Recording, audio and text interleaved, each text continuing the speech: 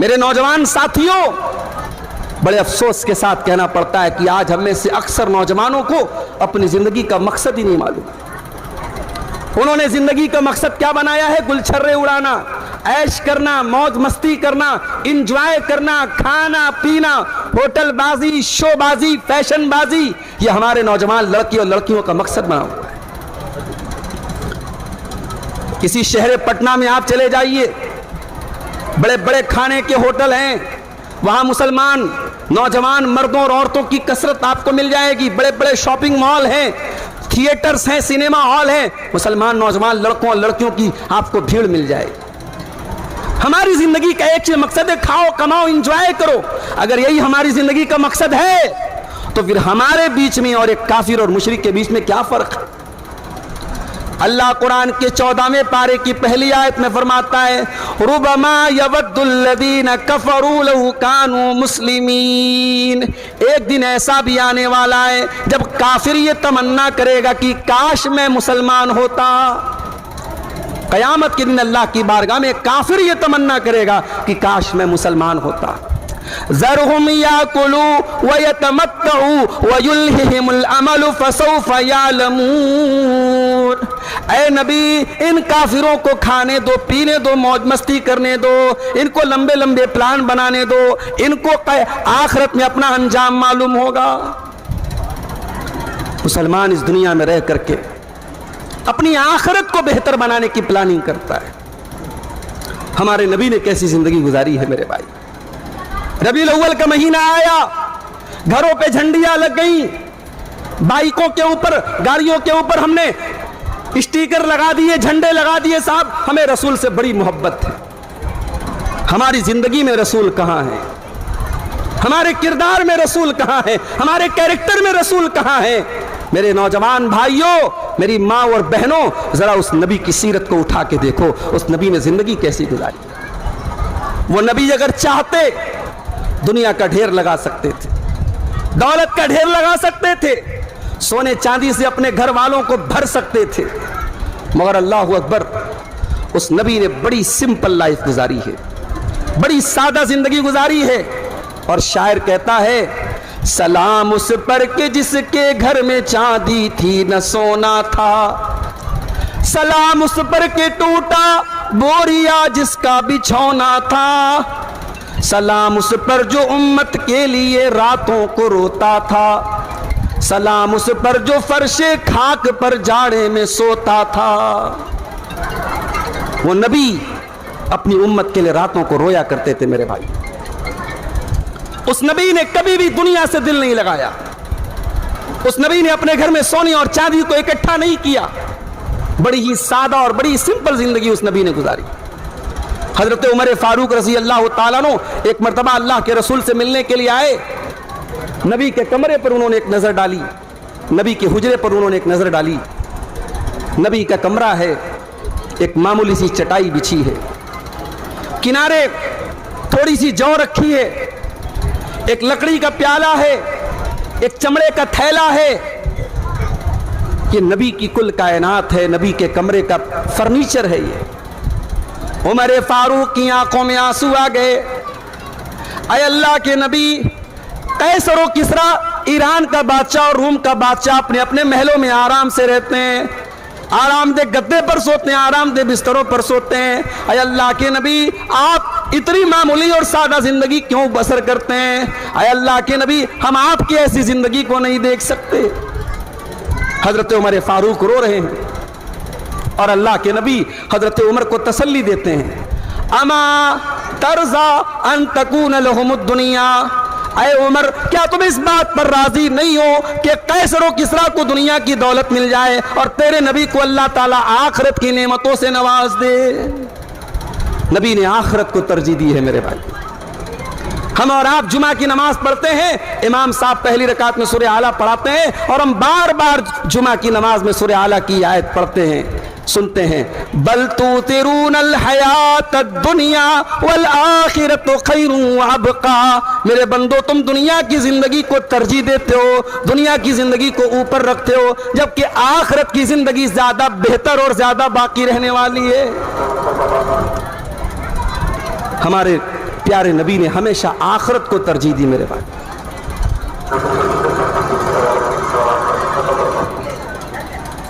کیا بھائی مائک والے صاحب پیسہ ویسا نہیں لینا ہے کیا؟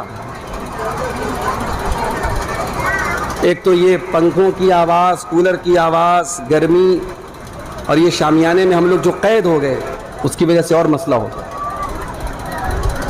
بہرحال اب جو ہمارے پاس جو سسٹم ہے اسی سسٹم میں رہ کر کے ہم کو کام کرنا ہے. تو ہمارے نوجوان ساتھی اپنی زندگی کے مقصد کو پہچانیں. زندگی کا مقصد صرف کھانا، کمانا، انجوائے کرنا نہیں ہے. دنیا کماؤ میرے بھائی. میں یہ بھی نہیں کہتا ہمارا نوجوان بیکار بیٹھا رہے، ہمارے نوجوان دوسروں کا سے بھیک مانگے، ہمارے نوجوان کمزور رہے. نہیں، اسٹرانگ بنو، مضبوط بنو، فائنینشیلی بھی مضبوط بنو، پیسہ کماؤ جائز حد میں رہ کر کے، جائز طریقے سے. مگر پیسے کو سب کچھ مت سمجھو، دنیا کو سب کچھ مت سمجھو، دولت کو سب کچھ مت سمجھو. اس دنیا کی دولت کے ذریعے بھی تم آخرت کی تیاری کرو. قرآن کریم میں اللہ تعالیٰ نے قارون کا واقعہ بیان کیا.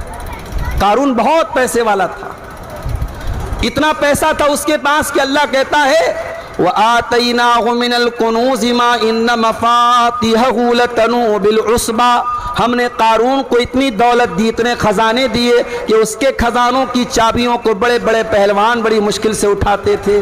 اتنی دولت تھی قارون کی. قارون کی قوم کے کچھ ایمان والے، کچھ سمجھدار لوگوں نے قارون کو نصیحت کی تھی، اور کیا کہا تھا؟ وَابْتَغِ فِي مَا آتَاكَ اللَّهُ الدَّارَ الْآخِرَةَ. اے قارون، اللہ نے تجھ کو جو دولت دی ہے، اس دولت کے ذریعے تو آخرت کی تیاری کر. وَلَا تَنْسَ نَصِيبَكَ مِنَ الدُّنْيَا. اور دنیا میں جو تیرا حق ہے، جو تیرا حصہ ہے، تو اس کو بھی مت بھول. تو دنیا میں بھی اپنا حق، جو تجھے حق ملا ہے، اس حق کو تو ادا کر اور آخرت کی تیاری کر. تو پیسہ کمانا برا نہیں ہے میرے بھائیو، لیکن پیسے کو، دنیا کو، دولت کو سب کچھ سمجھ لینا یہ مسئلہ ہے. اور آج یہ چیز ہمارے نوجوانوں کو برباد کر. اور آگے بڑھیے، ایک اور چیز اپنے نوجوانوں کے اندر ہم دیکھ رہے ہیں، ان کے پاس ٹائم بہت ہے. فیس بک پر لگ گئے تو لگ گئے، انسٹاگرام پہ لگ گئے تو لگ گئے. انسٹاگرام کی ایک ریل دیکھی، انسٹاگرام کو بھی پتا ہے کہ ان حضرت کو کیا پسند ہے. آپ گندی والی ویڈیو دیکھیں گے، انسٹاگرام گندی والی ویڈیو آپ کو ریکمینڈ کرے گا. آپ تقریریں سنیں گے، انسٹاگرام تقریریں آپ کو ریکمینڈ کرے گا. آپ قرآن کی تلاوت سنیں گے، انسٹاگرام آپ کو تلاوت ریکمینڈ کرے گا. ہم لوگ بولتے ہیں نا کہ یوٹیوب پر ایڈ آتا ہے، یوٹیوب پر گندے گندے ایڈ آتے ہیں. کبھی غور کیجئے گا، یوٹیوب کے اوپر یا سوشل میڈیا پر جو ایڈ آتا ہے وہ آپ کی باتوں کو سن کر کے اور آپ کی پسند کے حساب سے آتا ہے. بلکہ ہمارے ایک دوست کہنے لگے کہ موبائل کے اندر جب نیٹ آن رہتا ہے تو ہم جو بات چیت کرتے ہیں موبائل اس کو بھی سنتا ہے.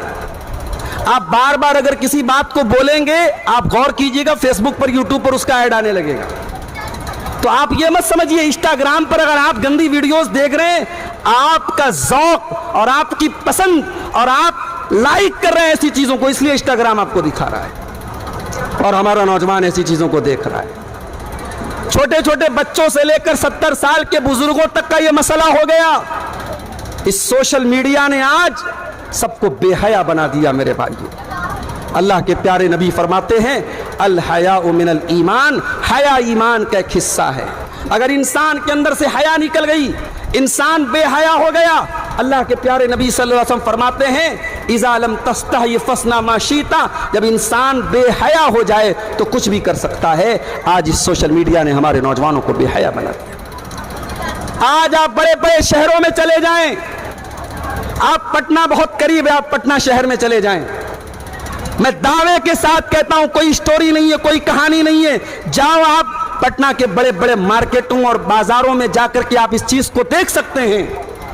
کتنی مسلمان لڑکیاں گھر سے نقاب میں نکلی ہیں، گھر سے مکمل پردے میں نکلی ہیں، ہاتھوں میں دستانہ بھی ہے، پیروں میں کالا موزہ بھی ہے، سر سے پیر تک مکمل نقاب اور پردے میں ہے، اور بائک پر جا رہی ہے کسی لڑکے کے ساتھ, اور لڑکے کے ہاتھ کا کلاوا اور لڑکے کے ہاتھ کا کڑا یہ بتا رہا ہے لڑکا مسلم نہیں ہے. یعنی بدکاری بھی ہو رہی ہے, زناکاری بھی ہو رہی ہے, اور ایک تو کریلا اور اوپر سے نیم چڑھا یہ ہے کہ مشرک اور کافر کے ساتھ یہ گندا کام ہو رہا ہے. اور یہ کوئی بناوٹی بات نہیں, میں اپنی آنکھوں سے آج بنارس سے پٹنہ تک مارکیٹوں اور بازاروں میں یہ منظر مجھے دکھتا ہے میرے بھائی. میں نے اپنے ایک دوست سے کہا کہ بھائی یہ دیکھ کر کے بڑا افسوس ہوتا ہے, تو انہوں نے کہا مولانا زیادہ افسوس نہ کیجئے, یہ لڑکیاں یہ لڑکے ٹائم پاس کر رہے ہیں. اب یہ ٹائم پاس کرنے میں اپنی جوانی, اپنی عزت, اپنا وقار, اپنی آبرو سب بیچ سکتے ہیں. ایک دوسرے کے ساتھ وہ سب کچھ کر سکتے ہیں جو ناجائز اور حرام ہے, اور اس کو نام دیں گے کہ ہم صاحب ٹائم پاس کر رہے تھے. میرے نوجوان ساتھیوں, اللہ کے واسطے, اللہ تعالیٰ نے اگر آپ کو جوانی دی ہے, اگر اللہ تعالیٰ نے آپ کو طاقت دی ہے, اس طاقت اور اس جوانی کا مس یوز نہ کرو. اللہ تعالیٰ نے اگر آپ کے جسم کو اس لائق بنایا ہے کہ اس جسم کا آپ صحیح استعمال کر سکتے ہیں, اس جسم کا غلط استعمال نہ کرو. میں اپنی تمام مسلمان بہنوں سے کہنا چاہوں گا, اللہ تعالیٰ نے آپ کے لیے حرام کر دیا ہے آپ کے جسم کو کسی غیر محرم کے لیے. آپ اپنی زندگی میں اپنے ہونے والے شوہر کے ساتھ کبھی بے وفائی نہ کریں, کبھی غداری نہ کریں. قرآن جب ایمان والوں کی پہچان بتاتا ہے, جب مومن مردوں کی پہچان بتاتا ہے, مومنہ عورتوں کی پہچان بتاتا ہے, قرآن کیا کہتا ہے؟ والذین هم لفروجہم حافظون. میرے کامیاب بندے وہ ہوتے ہیں جو اپنی شرمگاہ کی حفاظت کرتے ہیں, اپنی آبرو کی حفاظت کرتے ہیں, اپنی عزت کو گواتے نہیں ہیں. ایک نوجوان, میں جانتا ہوں مشکل ہے اس دور میں, آسان نہیں ہے ان فتنوں سے اپنے آپ کو بچانا. دنیا کے بڑے بڑے فتنوں میں شرمگاہ کا فتنہ بھی ایک فتنہ ہے, اور ایک ایسے دور میں جب شادی بیاہ میں ہم نے دنیا بھر کی رسم و رواج کو لاد دیا ہے. بارات ہماری شادی میں, جہیز ہماری شادی میں, بڑی بڑی رسمیں ہماری شادی میں. ایک غریب انسان اگر اپنی لڑکی لڑکا کی شادی کرنے کے لیے کھڑا ہوتا ہے, اس کے سامنے خرچوں کا ایک انبار ہوتا ہے. ہاں, ایک طرف ہم نے نکاح کو اتنا مشکل بنا دیا, اور زناکاری اس قدر آسان ہو گئی کہ آج کوئی شہر ایسا نہیں, کوئی قصبہ اور کوئی ٹاؤن ایسا نہیں جو زنا کے اڈوں سے آباد نہ ہو. ایک ایسے دور میں جب نکاح کو مشکل کر دیا گیا اور زنا کو آسان کر دیا گیا, پھر بھی میرے نوجوان بھائیوں اور بہنوں, اس دور میں بھی آپ کو اپنی شرمگاہ کی حفاظت کرنا ہے, اپنی آبرو کی حفاظت کرنا ہے, اپنے آپ کو حرام راستوں سے بچانا ہے. یہی آپ کے تقویٰ کا امتحان ہے, یہی آپ کے ایمان کا امتحان ہے.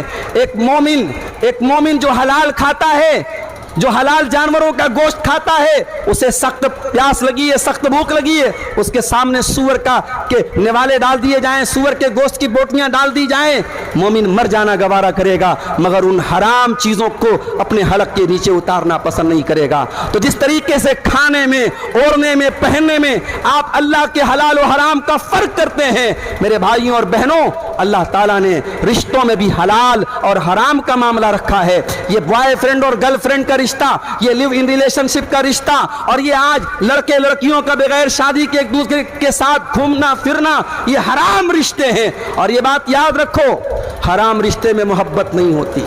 یہ محبت کے دعوے فیس بک کے ذریعے, واٹس ایپ کے ذریعے لاکھ کیے جائیں, ایک دوسرے کے لیے جان دینے کی بات کی جائے, یہ محبت نہیں ہوتی, یہ ہوس کی تسکین ہوتی ہے. اور یہی وجہ ہے کہ جب یہ اس محبت میں عاشق اپنی محبوب چیز کو پا لیتا ہے, تو کبھی چاقو سے گود گود کر کے اپنی محبوبہ کی ہتیا کر دیتا ہے, کبھی اس کے جسم کے ٹکڑے ٹکڑے کر دیتا ہے. کبھی آج تک آپ نے نہیں سنا ہوگا کہ نکاح کے ذریعے جو محبت ہوتی ہے, جو میاں بیوی میں محبت ہوتی ہے, وہاں ایسی درندگی پیش کی گئی ہو. شاذ و نادر کبھی ایسا ہوتا ہے, ورنہ عام طور سے جو نکاح کے ذریعے جو میاں بیوی میں محبت ہوتی ہے وہ بڑی پاک صاف اور بڑی صاف ستھری ہوتی ہے.